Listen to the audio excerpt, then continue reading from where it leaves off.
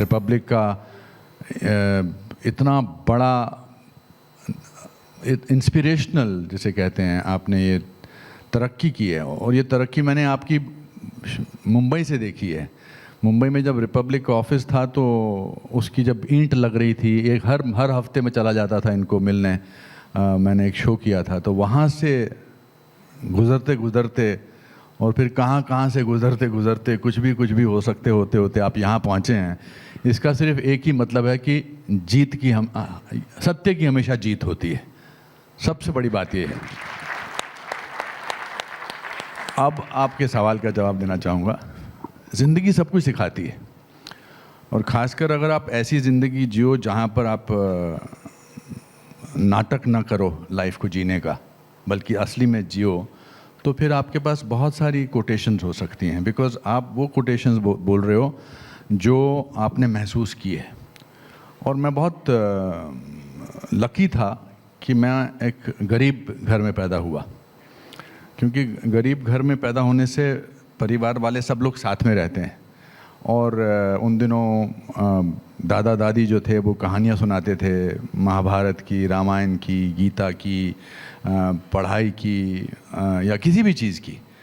तो और छोटे शहर में पैदा हुआ तो सपने देखने का भी बहुत ज़्यादा अवसर मिलता था। छोटे शहर में बहुत ज़्यादा सपने इंसान देखता है। और मैं अपनी लाइफ को हमेशा अपनी ऑटोबायोग्राफी के हिसाब से देखता हूँ। जैसे मैं अभी आपसे बात कर रहा हूँ, मुझे लग रहा है कि ये बात आज से 1 साल बाद में इसका जिक्र करूँगा। So I look at my life from a cinema point of view, and this is not only when I came into movies, this is also जब मैं शिमला में रहता था, जब मैं कुछ भी नहीं था। मैं बहुत ही पुअर स्टूडेंट था पढ़ाई में, कुछ खेल कूद में भी नहीं अच्छा था, पर पता नहीं मुझे क्यों लगता था कि मुझे कुछ बनना है और मैं कुछ बनूंगा। और मेरे को प्रभावित करती थी किताबें। मैंने पहली किताब पढ़ी थी मैक्सिम गोर्की की माँ।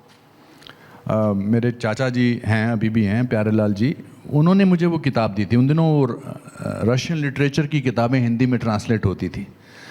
जब मैंने मैक्सिम गोर्की की माँ किताब पढ़ी, मदर, उसका ट्रांसलेशन पढ़ा, तो मुझे लगा कि किताबों में जो ख़जाना है वो कहीं भी नहीं है।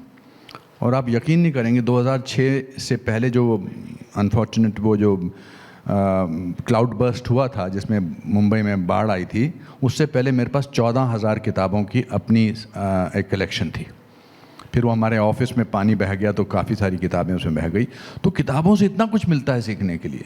सर, आपने किताबों का जिक्र किया, लेकिन मैंने कहीं पढ़ा कि आपके किताबों को पढ़ने से मार्क्स बहुत कम थे, 38% मार्क्स थे आपके। बिल्कुल। और आप 37 रुपीज़ लेकर मुंबई आए थे। तो मेरा सवाल आपसे ये कि ये जैसे बहुत से लोग मुंबई, क्योंकि हर रोज़ हज़ारों लड़के पहुंचते हैं एक्टर बनने के लिए, आप उनके पास बहुत से एक्सक्यूजेज होते हैं जब वो नहीं कर पाते हैं कुछ।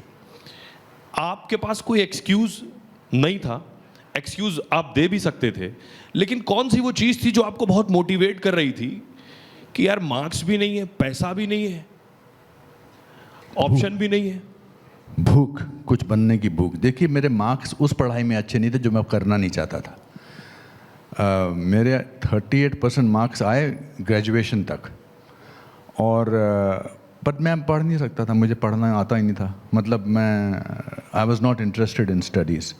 पर मैं एक गेम करता हूँ, मैं आज इनके साथ, आपके दर्शकों के साथ एक गेम करना चाहता हूँ, बिकॉज आपने 38% की बात कही।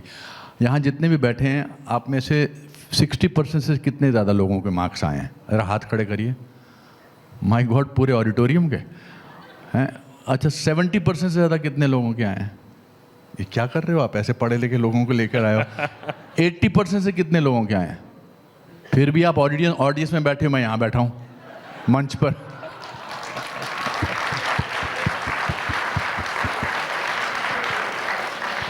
सर, लेकिन नहीं, मैं आपकी उपलब्धियों को छोटा नहीं कर रहा हूँ, ना ही मैं ऐसे, बिल्कुल नहीं ऐसा करना चाह रहा हूँ, मगर एक भूख होती है, एक भूख जो होती है कुछ करने की, कुछ कर गुजरने की। लेकिन वो दौर कैसा था? आप एहसास कर पा रहे थे कि मेरे को तो पता ही लगता था मैं पढ़ाई में अच्छा हूँ। मुझे पता है ना, मेरे माँ बाप ने कभी मुझे इस बात का एहसास कराया कि मैं पढ़ाई में अच्छा नहीं हूँ।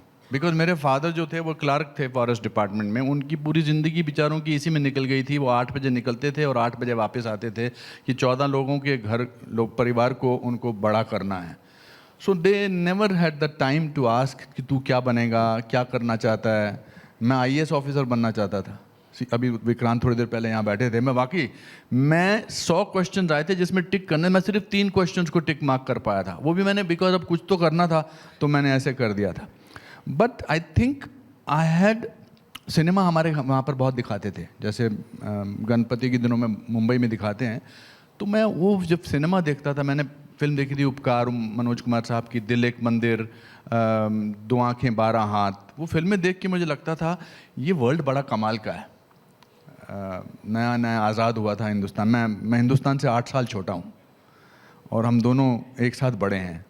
और आप और अर्नब गोस्वामी की डेट ऑफ बर्थ भी सेम है। हाँ, मैं भी 7 7 मार्च हूँ, अर्नब गोस्वामी 7 मार्च है। तो महानता हम लेके चले थे। तो आई थिंक बिकॉज जब आप प्लान नहीं करते हैं चीज़ें, लेकिन आप छोड़ना नहीं चाहते हैं, तो फिर आपको कोई ताकत रोक ही नहीं सकती है। मेरे फादर ने बड़ी अच्छी बात कही थी कि failure is an event never a person. तो जब फादर ने 14 साल के बच्चे से ये डर निकाल दिया था कि भैया फेल हो जाओ तो कोई बहुत बड़ी बात नहीं है, it's all right to fail. और 37 रुपये की जहाँ तक आप बात लेके गए थे, देखिए इसीलिए मुझे सब चीज़ें याद है। मैं 3 जून 1981 को लखनऊ से मुंबई पहुँचा था अपनी किस्मत आजमाने के लिए, और 37 रुपये थे मेरे पास। और इन पिछले 43 ईयर्स में मैं यहाँ आपके साथ बैठा हूँ, मुझे कभी गरीबी का एहसास हो ही नहीं सकता। मेरे बुरे दिन में लगते हैं, मुझे लगता है कि 37 रुपये तो ज़्यादा कमाया है मैंने। So I don't feel poor in any sense. मैं 2004 में ऑलमोस्ट बैंकरप्ट हो गया था, क्योंकि मैं टीवी टाइकून बनना चाहता था, मैं कुछ करना चाहता था। मैंने उधार लेना शुरू कर दिया। मैं पूरे 100 साल के खेर खानदान में अकेला ऐसा इंसान था जिसने 10,000 रुपये साथ में देखे थे।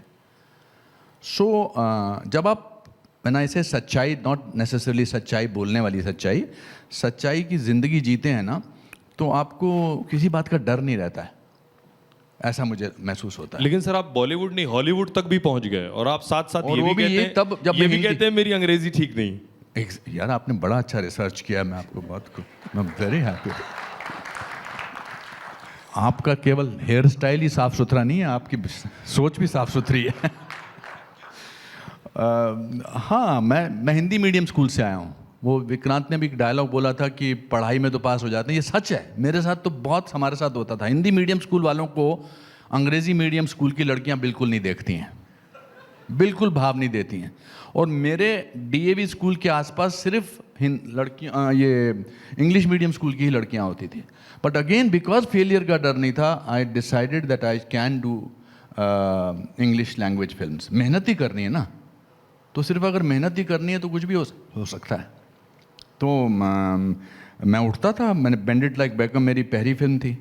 उसके बाद मैंने, जब कोविड से पहले मैंने न्यू एम्स्टर्डम करके एक सीरीज़ किया था अमेरिका में। I was playing a neurologist. मैं न्यूरोलॉजिस्ट बोलने में भी मैंने कुछ 10 बार रिहर्सल की है। आपके सामने अभी आने से पहले मुझे लगा आप पूछ लेंगे तो बताना पड़ेगा।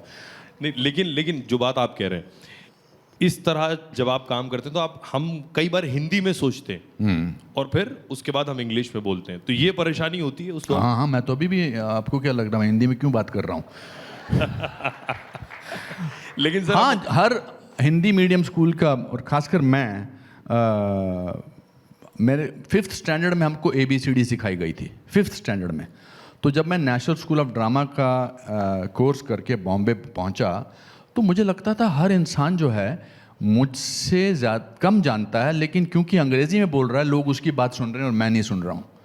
फिर मैंने उन्हीं चाचा जी को, आज वो बड़े खुश होंगे कि मैंने उनका 2 बार नाम लिया है, उनको मैंने कहा चाचा जी मुझे अंग्रेज़ी बोलनी कैसे आएगी? तो उन्होंने कहा बेटा कोई भी लैंग्वेज सीखने के लिए उसके लैंग्वेज में बोलना ज़रूरी है। तो मैंने मुंबई में डिसाइड कर लिया कि मैं 4 बजे से लेकर 6 बजे तक सिर्फ अंग्रेज़ी में बात करूँगा। तो मेरे सारे दोस्त भाग जाते थे और बोलते थे आ गया अभी अंग्रेज़ी में बात करेगा। सो अगेन फेलियर का डर नहीं है तो फिर आप कुछ भी कर सकते हैं। लेकिन